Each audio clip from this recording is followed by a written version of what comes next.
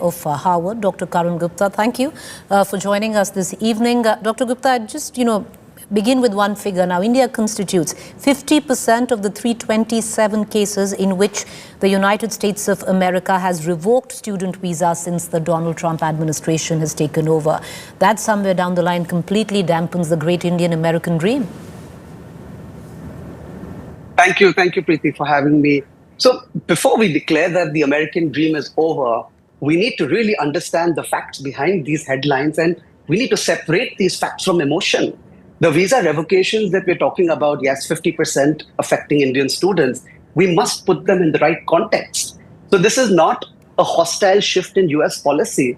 It's the result of stricter compliance and growing digital scrutiny. It's not political targeting of our Indian students. Now, if we look at why we're getting these visa revocations, it's unintentional student visa lapses like not enrolling full-time, failure to possibly report changes in employment during OPT, minor infractions like unpaid traffic tickets or social media posts which are misinterpreted, visa fraud in rare cases.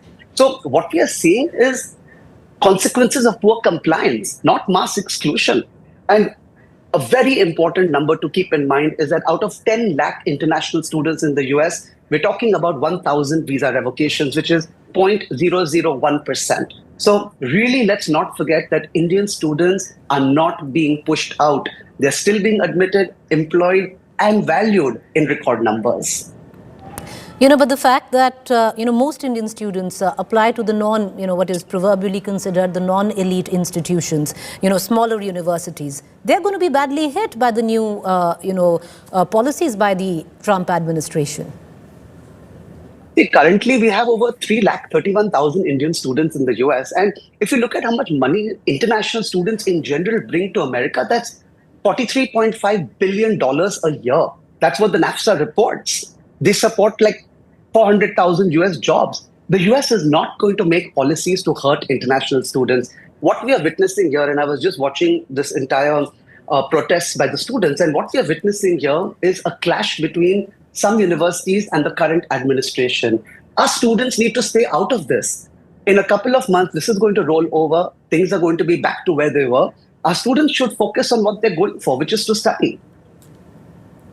One final question. Harvard's already said that foreign students applying for a visa, if they're going to Harvard, they're not going to get it. Again, that is a warning that Harvard is giving because it's a threat that they've received from the current administration. We don't think that this is going to follow through. We're still in April. Students are going to apply for their visas in August. They're still going to have ample time to apply. If at all this problem persists, Harvard is going to give them certain part of their program online and bring them to the United States when the time is right. And when that timing will be right is the big question, sir. Because that's a lot at stake for a student who's looking to study at Harvard, keeping in mind how prestigious that application is. But thank you for taking the time out and joining us this evening. Appreciate it. With that, I'm going to go into a quick